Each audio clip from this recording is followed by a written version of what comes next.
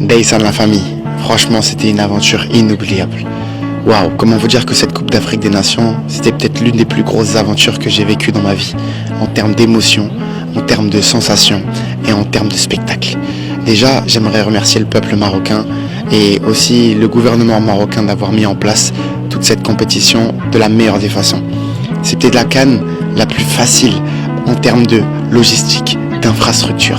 Et pour ça, je pense qu'on est obligé de leur rendre le César, étant donné qu'ils ont vraiment fait quelque chose d'incroyable.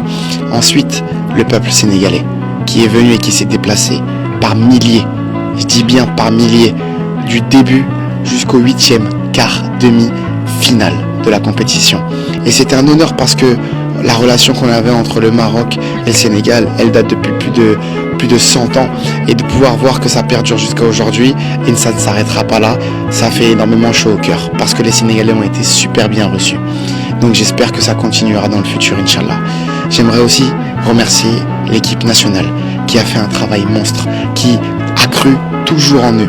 C'est vrai que ça fait 8 mois que j'ai la chance de les suivre et c'est juste un bonheur de pouvoir être à côté de frères qui se battent dans leur club pour pouvoir avoir et décrocher un ticket pour intégrer cette équipe nationale et de pouvoir défendre les couleurs du Sénégal.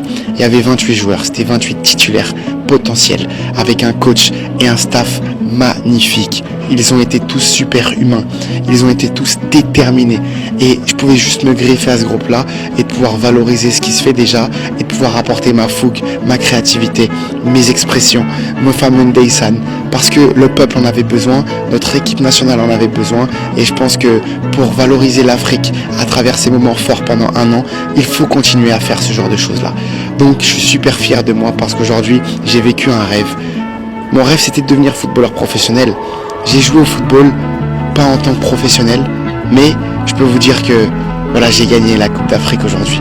J'ai été dans le bus avec eux, j'ai pu rencontrer le président de la République, j'ai pu rencontrer des personnalités que j'aurais jamais pensé croiser.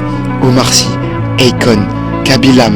Et franchement, c'est un bonheur de voir qu'aujourd'hui le travail peut t'emmener en haut et c'est que le début, c'est tout le travail, 1 an et demi d'acharnement, de réflexion, de travail seulement. Ligue Amoulenen, comme dit Papa Thion. En tout cas, petit message à la nation et au peuple, croyez en vous, rien n'est impossible, impossible n'est pas sénégalais, et je vous assure qu'il y a tellement de talent au Sénégal, tellement de talent en Afrique, que ce continent, on va encore lui donner 1, 2, 3 ans, et il va tout exploser. En tout cas, moi j'y crois dur comme fer. Sur ce, c'était votre Gabaros, et on se dit à très vite pour de nouvelles aventures. Prenez soin de vous. Ciao, ciao.